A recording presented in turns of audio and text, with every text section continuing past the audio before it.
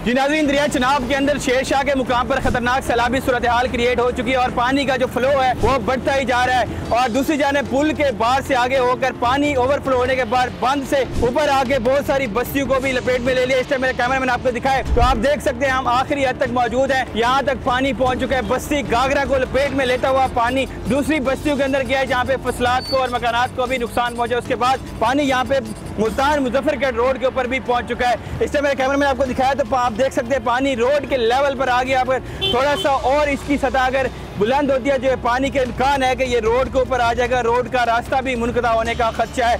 एक तरफ तो नाज़रीन मुल्तान के हेडमोटर रोड को बंद किया, इस रोड के बंद होने का इस टाइम खदशा दिखाया जा रहा है। दूसरी तरफ आपको ये दिखा चलो हाईवे पेट्रोले की ये एक चेक पोस्ट है और ये यहाँ पे इमारत नई तामीर की गई थी। इसका इफ्ताह भी हुआ था जब 2014 के अंदर फ्लड आया था तो इसको तबाह कर दिया था और ये वैसे की वैसे मौजूद है।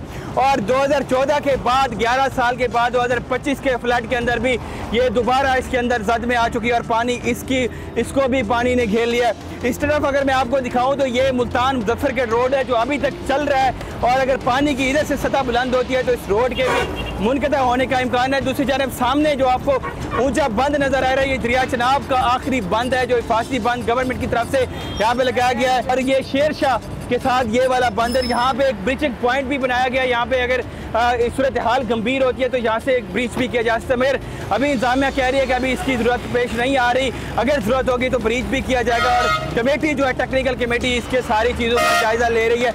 इस टाइम भी वहाँ पे इदारे जो है ना काम कर रहे हैं और इसके साथ साथ रेस्क्यू ईडी पाक फौज के जवान पंजाब पुलिस और तमाम इदारे वहाँ पे अलर्ट हैं और लोगों का इनखलाब भी करवा रहे हैं। इस टाइम ये पानी जो है ना वो घरों को अपनी लपेट में लेता हुआ यहाँ पर रोड तक पहुँच चुका है और जो घर हैं लोगों के डूब चुके हैं। पानी इस टाइम छतों तक पहुँचने वाला है, दीवारों तक पहुँच चुके हैं और आप देखें तो दीवारें भी गिर चुकी हैं। और ये जो चेक पोस्ट है यहाँ पे ये बनाई गई थी और ये भी पानी की नज़र होगी। 2014 के अंदर पानी ने इसको उठाया था और ये इसकी तबाही हुई थी। और इस टाइम भी ये मनाज़र आप देख सकते हैं, ये इसकी बिल्डिंग खस्ता हाल यहाँ पे मौजूद है और 2025 में भी सैलाब ने इसको टच कर लिया, इसकी नज़र हो गई है।